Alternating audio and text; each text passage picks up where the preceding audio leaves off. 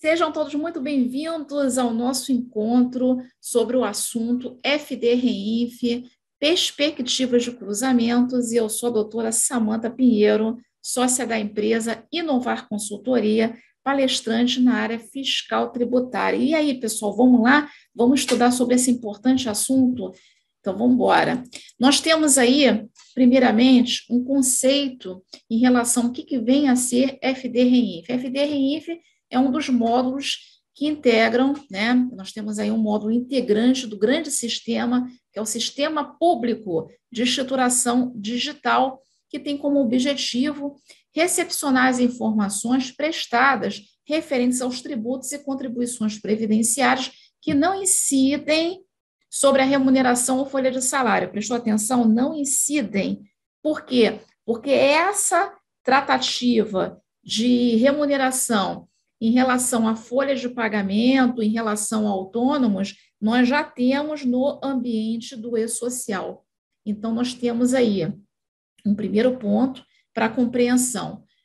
Toda remuneração em relação à parte de folha de salários, temos, então, o ambiente do e-social, mais aí os autônomos. E em relação às outras, né, as outras contratações que não decorrem do vínculo empregatício, teremos o ambiente da FD-REINF. Então, portanto, esse ambiente da FD-REINF é um complemento ao sistema de estruturação digital das obrigações fiscais, previdenciárias e trabalhistas, o e-social. Vamos dizer que é uma irmã mais nova, né, do e-social. E terá também por objeto a estruturação de rendimentos pagos, creditados, em relação às retenções de imposto de renda, PIS, COFINS e contribuição social sobre o lucro líquido a partir de 2023. Então, vamos entender esse primeiro ponto aí.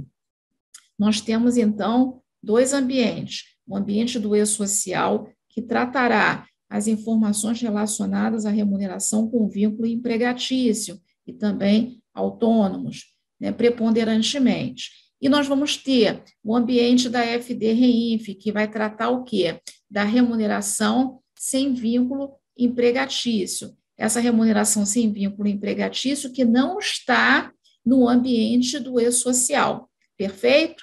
Muito bem. Então, nós vamos ter dois ambientes, tá certo? Que vão convergir informações para a geração de um DARF, né? E esse ambiente é a DCTF Web, ok? Então, nós temos aí, no total, três ambientes: ambiente do e-social, ambiente da FD-REINF e mais o ambiente da DCTF Web, perfeito? Muito bem. Então, a estruturação fiscal digital da FD-REINF, hoje, o que nós temos no ambiente de produção? Nós temos essas retenções na área da previdência social, perfeito? Que decorrem aí da cessão de mão de obra e empreitada, ok? Temos outras informações fiscais que a gente vai ver no decorrer da apresentação, mas temos hoje, no ambiente de produção, a retenção previdenciária, então, decorrente da cessão de mão de obra empreitada, prevista na Instrução Normativa RFB 971 de 2009, ok? E, num segundo momento, nós teremos o quê? Num segundo momento, nós teremos escrituração de rendimentos pagos / acreditados em relação às retenções federais de imposto de renda, PIS, COFINS e contribuição social a partir de 2023. Então, nós temos aí eventos que ainda vão entrar no ambiente de produção da FD-REINF, e esses eventos hoje constam da minuta 2.1. E nós temos o cronograma de obrigatoriedade da FD-REINF. Esse cronograma ele foi instituído aí com a Instrução Normativa 1701 de 2017, que foi posteriormente alterada pela Instrução Normativa 2043 de 12 de agosto de 2001. Então, vocês têm aí 4 grupos, tá certo? Em relação ao primeiro grupo, que começou em maio de 2018, tá certo? Então, empresas que tiveram faturamento no ano de 2016 acima de 78 milhões, O segundo grupo, empresas com faturamento abaixo de 78 milhões, exceto aquelas optantes pelo Simples Nacional, se a condição de optante constasse no CNPJ em 1º de julho de 2018, tá certo? Terceiro grupo, pessoas jurídicas que compreendem as entidades obrigadas a FD-REINF não pertencentes nem ao primeiro, nem ao segundo e nem ao quarto grupo. Então, preponderantemente aqui, empresas do Simples Nacional, perfeito, observar as especificidades aí do cronograma, e também entidades sem fins lucrativos, bem como pessoas físicas, tá certo? Pessoas físicas aqui, especialmente aqui contratantes na área da construção civil, exceto empregadores domésticos. Aqui teve uma divisão no terceiro grupo, né? Então, nós tivemos aqui, em relação a fatos geradores ocorridos a partir de 1º de maio de 2021, aqueles que não estavam nem no primeiro, nem no segundo, nem no quarto, e pessoas físicas dentro da relação de obrigatoriedade para a FD-REINF a partir de 1º de julho de 2021. E, por fim, nós tivemos aí o quarto grupo, que são entes públicos integrantes da administração pública, tá certo?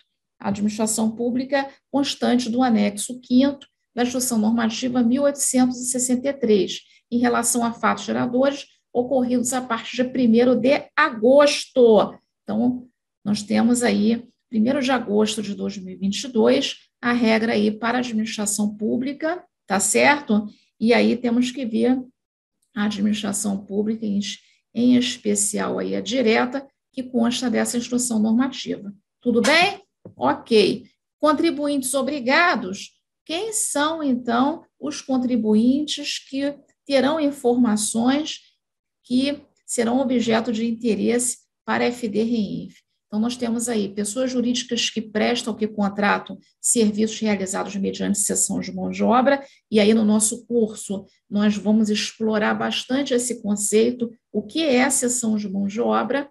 Pessoas jurídicas responsáveis pela retenção da contribuição para o PIS, da COFINS e da contribuição social para o lucro líquido, que aí nós temos os eventos da série R4000, que estão entrando em 2023, pessoas jurídicas optantes pelo recolhimento da contribuição previdenciária sobre a receita bruta, e aqui envolve a desoneração da folha, atividades que puderam calcular de uma forma específica em relação ao INSS, e aí essa informação também precisa ser levada para o ambiente da FD-REINF.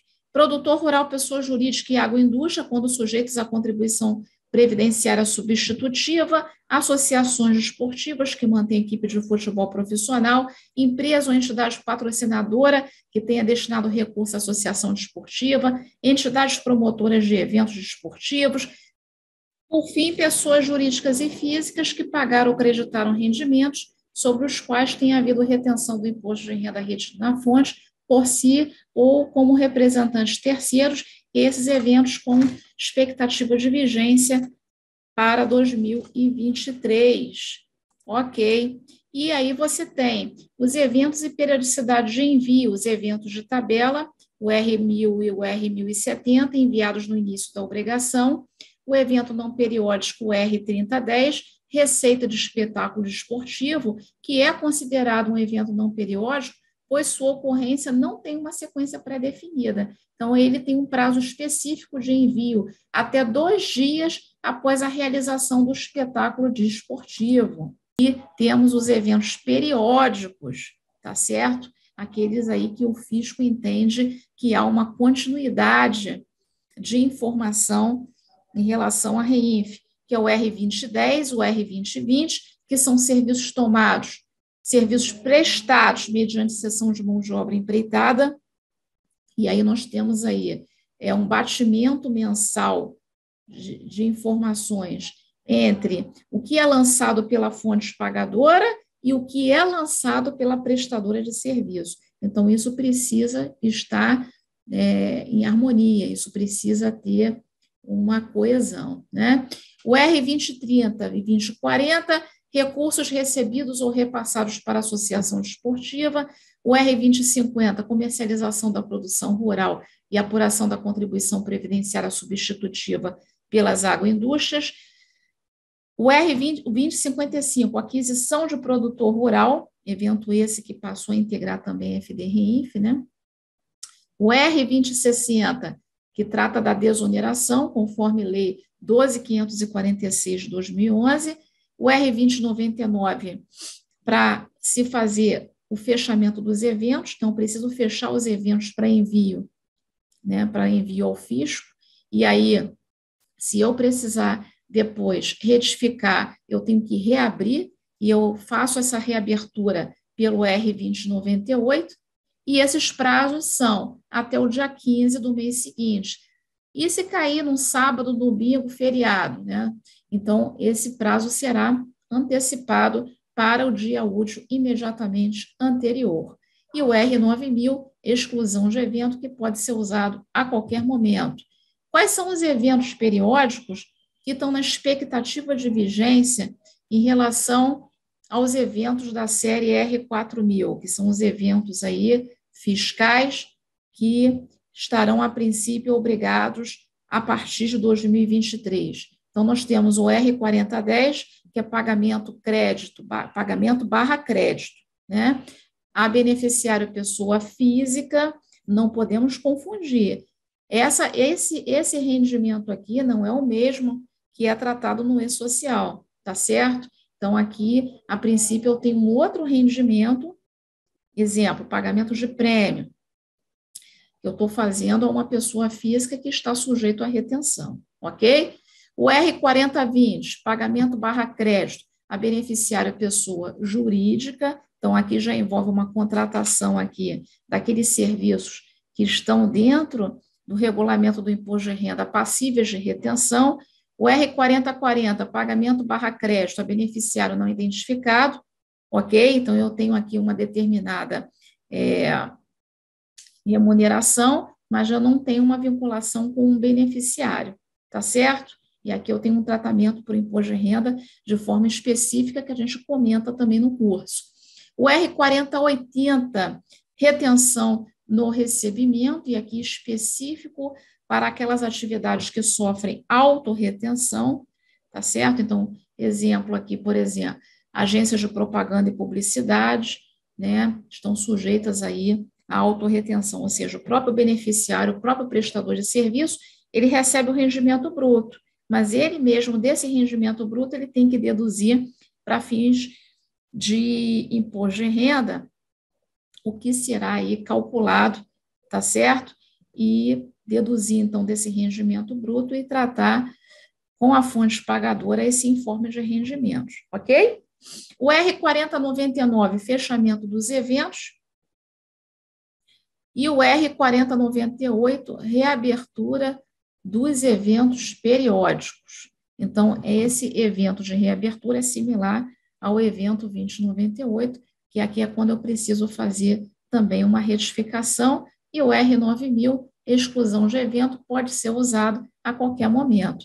Então, quais são as recomendações que nós temos desde já para a expectativa de vigência da minuta aí, da versão, né, 2.1? Quais são os cuidados que nós precisamos ter, né? Então, analisar aí os documentos fiscais, hoje, aqueles que sofrem retenção do INSS, para fins de retenção do IR e contribuições sociais, ou seja, eu preciso ter atenção com a tabela 6.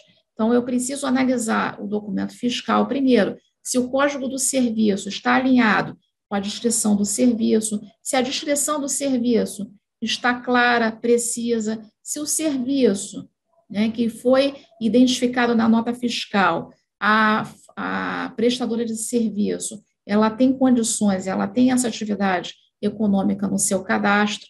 Então, total atenção aí, total atenção para não receber documento aí, né, documento considerado aí inidôneo. Por quê? Porque aí quem recebe pode ter responsabilidade solidária. Então, total atenção em relação à análise profunda do documento fiscal, ok?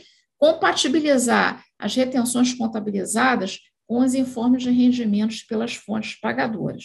Então, eu tenho uma retenção pela fonte pagadora, mas eu preciso solicitar o informe de rendimento para o lançamento na SF, ok? Muito bem. E com a entrega da FD-REINF, nós também vamos analisar esses informes de rendimentos, se possível, aí, em base mensal.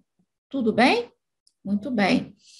Verificar a conformidade nos critérios de retenção do imposto de renda, crédito/contabilização em relação às contribuições sociais de pagamento, para fins de batimento das informações tomador versus prestador. Por quê? Porque o fato gerador da retenção do IR é diferente do fato gerador das retenções das contribuições sociais. O fato gerador da retenção do IR é crédito/contabilização ou pagamento, o que ocorrer primeiro. Então, muitas vezes, se você teve aí uma contabilização antes do pagamento, em relação àquele prestador de serviço, então, essa contabilização será considerada o quê? Para o imposto de renda, o fato gerador. Para as contribuições sociais retidas, é diferente. Nós temos qual momento? O momento do pagamento. Então, isso precisa ser tratado de forma correta dentro da FD-REINF, que vai exigir, inclusive, que a fonte pagadora informe qual foi a data de pagamento, tá certo? Então, a fonte pagadora vai precisar colocar a data de pagamento, por quê? Porque teremos um confronto também em relação a essas contribuições sociais com a FD Contribuições, o F600, né, que é o registro que trata as contribuições sociais retidas na fonte. Então, vai ter um cruzamento entre a FD-REINF e a FD Contribuições, no tocante ao PIS e COFINS retidos. Em relação ao IR, nós teremos o quê? Um confronto das informações da FD-REINF com a SF. Preste atenção nisso.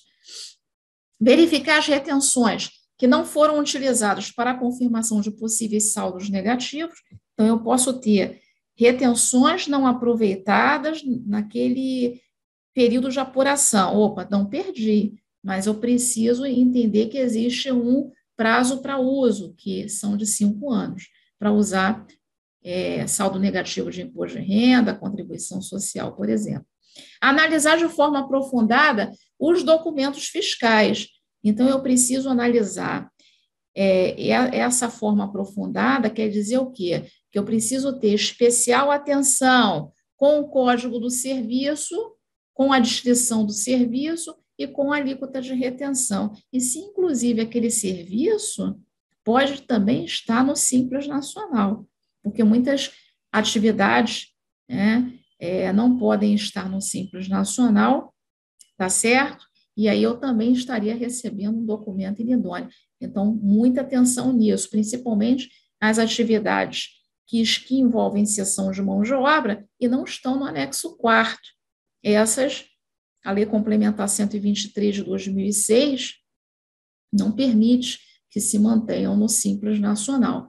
Então, muito importante isso. E, quando necessário, utilizar-se os procedimentos de substituição e cancelamento. Então, se eu percebo que a prestadora de serviço, ela não informou, por exemplo, retenção para a Previdência Social, opa, essa é uma informação obrigatória, ok? Então, eu vou pedir o quê? A princípio, eu vou pedir substituição, né? Substituição por quê? Porque o serviço foi prestado. Agora, cancelamento, o serviço, a princípio, não será prestado. Aí eu vou pedir cancelamento de acordo com regra de cada município, ok? Então, pode ser que hora eu tenha que pedir substituição, hora eu tenha que pedir cancelamento, e em alguns municípios, hora eu tenha que pedir carta de correção. Ok? Tranquilo? Então, nós tivemos aí, pessoal, uma visão do que hoje é a FD-REINF, expectativa de vigência, e então espero vê-los em breve. Compartilhem, então, esse importante vídeo com os colegas. Não esqueçam de dar o seu joinha no canal.